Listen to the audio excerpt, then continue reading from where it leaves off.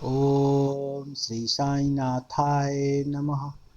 ओम श्री साईनाथाय नमः। ओम श्री साईनाथाय नमः। अध्याय 2, अनुच्छेद 2। शिरडी पहुंचने के प्रथम दिन ही बाला साहेब तथा मेरे बीच गुरु की आवश्यकता पर वाद विवाद छिड़ गया। मेरा मत था कि स्वतंत्रता त्याग कर पराधीन क्यों होना, तथा जब कर्म करना ही पड़ता है तब गुरु की आवश्यकता ही कहाँ रही। प्रत्येक को पूर्ण प्रयत्न कर स्वयं ही को आगे बढ़ाना चाहिए। गुरु शिष्य के लिए करता ही क्या है, वह तो सुख से निद्रा का आनंद लेता है। इस प्रकार मैंने स्वतंत्रता का पक्ष लिया और बाला साहेब ने प्रारब्ध का। उन्होंने कहा कि जो विधि लिखित है वह घटित होकर रहेगा। इसमें उच्च कोटि के महापुरुष भी असफल हो गए। कहावत है, मेरे मन कछु और है, विधाता के कछु और। फिर परामर्श युक्त शब्दों में बोले, भाई साहब, यह निर्विद्वता छोड़ दो। यह अहंकार तुम्हारी कुछ भी सहायता न कर सकेगा। इस प्रकार दोनों पक्षों के खंडन मंडन में लगभग 1 घंटा व्यतीत हो गया और सदैव की भांति कोई निष्कर्ष न निकल सका। इसलिए तंग और विवश होकर विवाद स्थगित करना पड़ा। इसका परिणाम यह हुआ कि मेरी मानसिक शांति भंग हो गई तथा मुझे अनुभव हुआ कि जब तक घोर दैहिक बुद्धि और अहंकार न हो तब तक विवाद संभव नहीं है। वस्तुतः यह अहंकार ही विवाद की जड़ है। जब अन्य लोगों के साथ में मस्जिद गया तब बाबा ने काका साहब को संबोधित कर प्रश्न किया कि साठेवाड़े में क्या चल रहा था, किस विषय में विवाद था। फिर मेरी ओर दृष्टिपात कर बोले कि इन हेमांडपत ने क्या कहा। ये शब्द सुनकर मुझे अधिक अचंभा हुआ। साठेवाड़ा और मस्जिद में पर्याप्त अंतर था। सर्वज्ञ या अंतर्यामी हुए बिना बाबा को विवाद का ज्ञान कैसे हो सकता था। मैं सोचने लगा कि बाबा हेमांडपत के नाम से मुझे क्यों संबोधित करते हैं। यह शब्द तो हेमाद्रिपंत का अपभ्रंश है। हेमाद्रिपंत देवगिरी के यादव राजवंशी महाराज महादेव और रामदेव के विख्यात मंत्री थे। वे उच्च कोटि के विद्वान, उत्तम प्रकृति और चतुर वर्ग चिंतामणि और राज प्रशस्ति जैसे उत्तम काव्यों के रचयिता थे। उन्होंने ही हिसाब किताब रखने की नवीन प्रणाली का आविष्कार किया था और बही खाते की पद्धति को जन्म दिया था।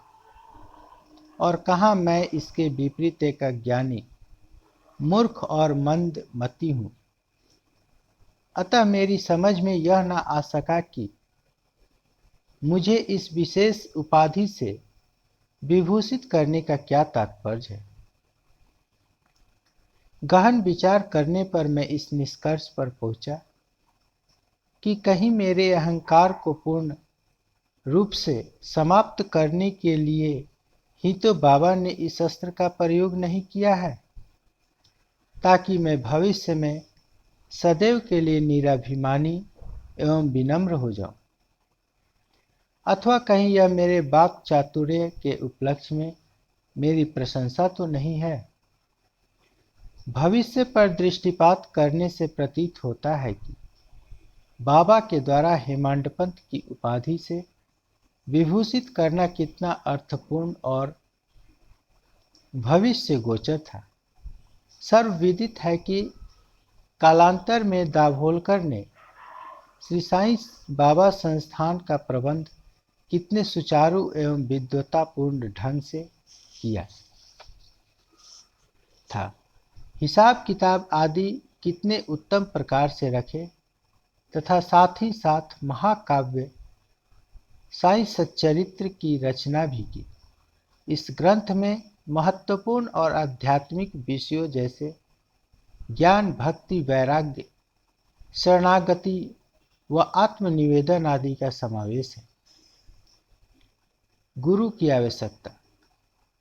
इस विषय में बाबा ने क्या उद्गार प्रकट किए, इस पर हेमांडपत द्वारा लिखित कई लेख या स्मृति पत्र प्राप्त नहीं है, परंतु काका साहब दीक्षित ने इस विषय पर उनके लेख प्रकाशित किए हैं। बाबा से भेंट करने के दूसरे दिन हेमांडपत और काका साहब ने मस्जिद में जाकर घर लौटने की अनुमति मांगी। बाबा ने स्वीकृति दे दी। किसी ने प्रश्न किया, बाबा कहाँ जाए? उत्तर मिला, ऊपर जाओ। प्रश्न, मार्ग कैसा है? बाबा, अनेक पंथ है, यहाँ से भी एक मार्ग है, परंतु यह मार्ग दुर्गम है तथा सिंह और भेड़िया भी मिलते हैं। काका साहब, यदि पथ प्रदर्शक भी साथ हो तो? बाबा, तब कोई कष्ट न होगा।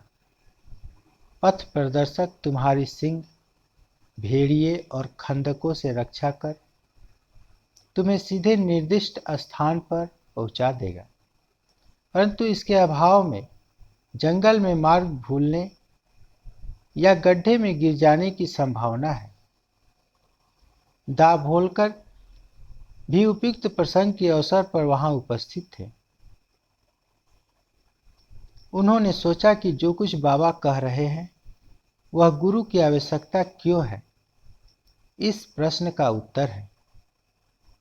उन्होंने सदा के लिए मन में यह गांठ बांध ली कि अब कभी इस विषय पर वाद विवाद नहीं करेंगे कि स्वतंत्र या परतंत्र व्यक्ति आध्यात्मिक विषयों के लिए कैसे सिद्ध होगा।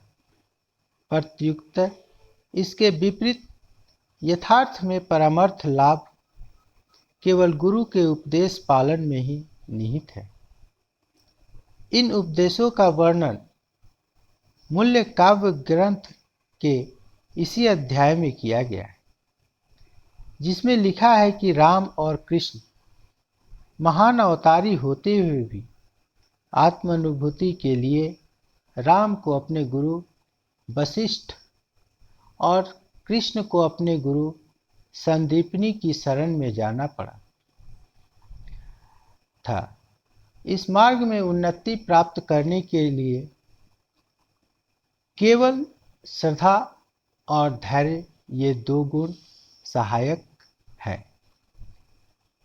पाठ 2 संपूर्ण हुआ।